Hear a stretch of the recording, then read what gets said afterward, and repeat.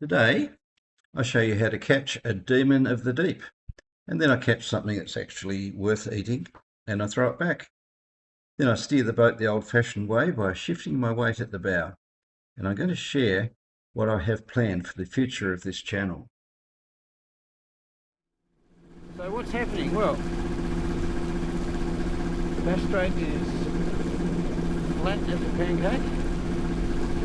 The river is currently flowing out, and a little bit of breeze, which is under 10 knots, just started to come in after a very blasted morning. I've been waiting for the tide to change direction, which is around about now.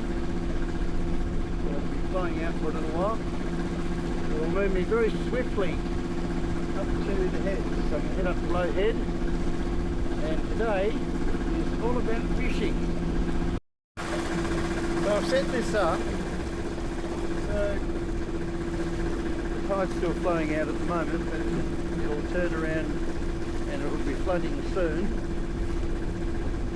And I've set it up so that should anything go wrong with the motor or something, there'll be a gentle breeze and no swell coming back in on a tide that's going the same way as the wind. So if ever there's a day that I'm going to tackle Bass Strait, the excuses are over.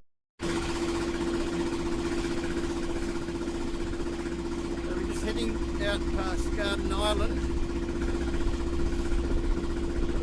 This is where the river reaches its maximum speed when it's outflowing, or probably inflowing for that matter. It's still ebbing at the moment.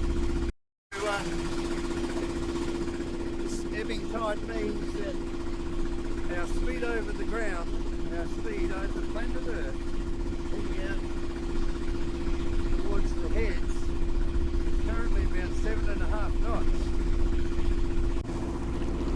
Quite a lot of people out fishing today. It always gives you a little bit of comfort.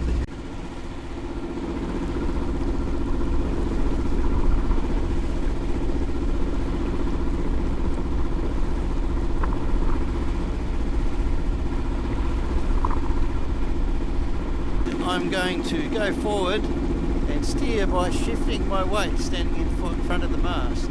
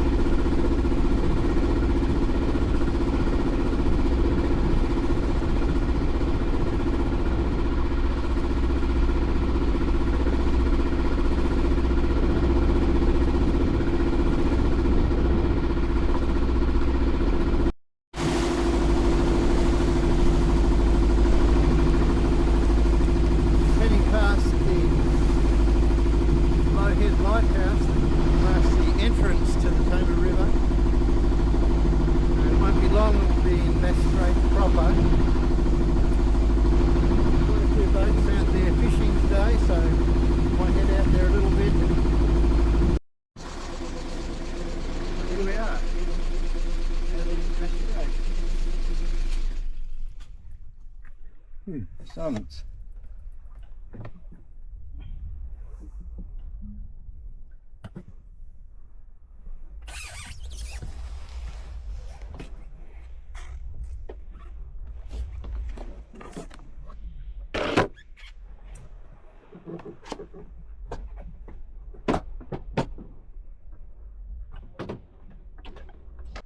Don't know what it is, but I'm very wary of hooks nowadays.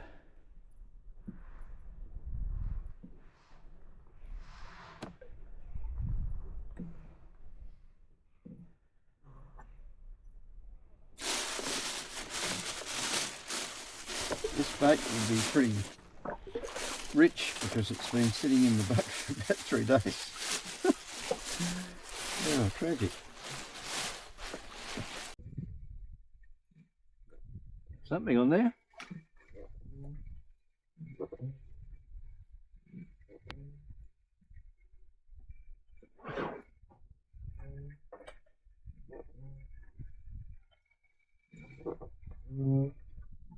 Whoa! My favourite.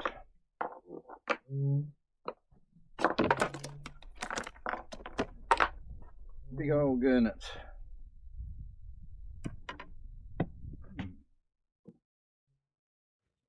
So it looks as if this is a day for catching gurnets. This is the red gurnet, Australian perch gurnet thingy. It's got sharp spines on its dorsal fin. My mate got spiked by one of these and he confirms the rumours. Yes, it hurts. It hurts a real lot. If you handle a gurnard, use long nose pliers or a lip grip and don't stick your fingers near the spines. Usually I just cut the line, but I don't want to lose my bottom rig. So if you do get stabbed, the first step is hot water immersion. Actually, I don't have any hot water available, but I guess I could make some. About 40 to 45 degrees for about 20 to 30 minutes. Keep it hot, but don't scald yourself. And then rinse the wound. Remove any visible spine fragments with tweezers if you can see them. No need for tourniquets. Don't cut the wound open. Don't rely on vinegar. If the pain stays strong, and I'm guaranteed it will, and you see a red spreading or you feel unwell, go to your doctor. Now, I'll unhook this little guy, take a photo, and I'm told that you can eat them. Everybody says, oh, you can eat them. I don't know whether anyone ever has actually eaten one. You get a tiny little fillet off and you've got to skin them to get rid of the poison in the skin.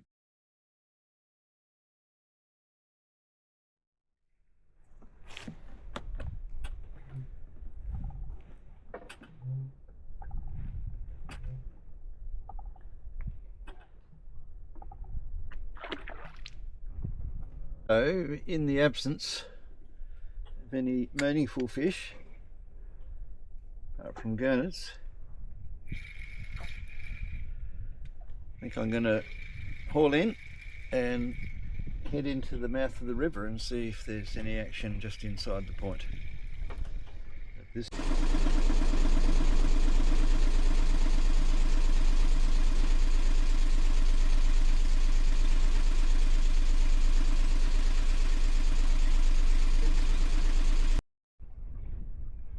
Well, I've tried just about everything I can think of today with very little success.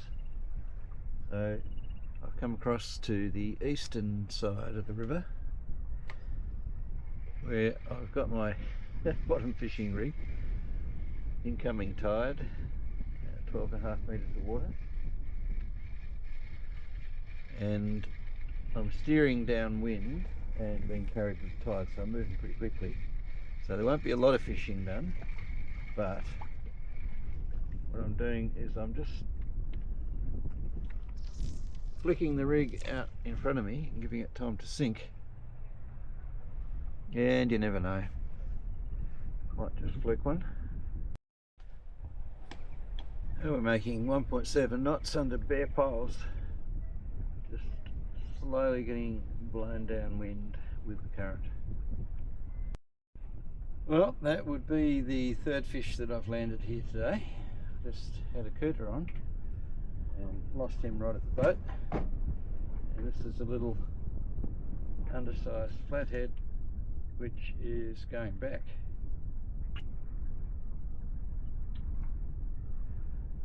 Bye.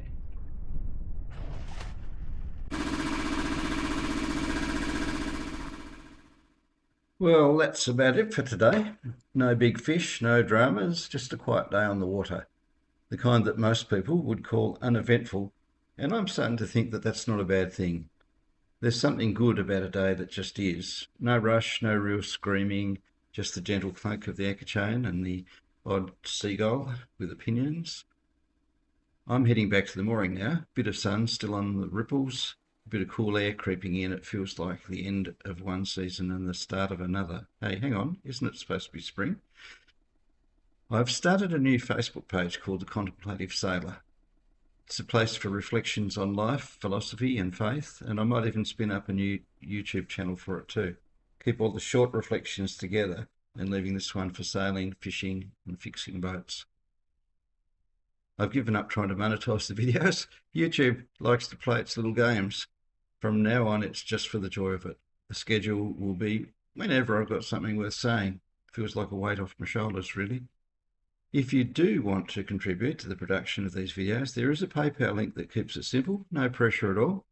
Thanks to those who back me in on Patreon. I've closed that down for now, but I really appreciate the support that you gave me there. Anyway, another simple day, quietly perfect in its own way.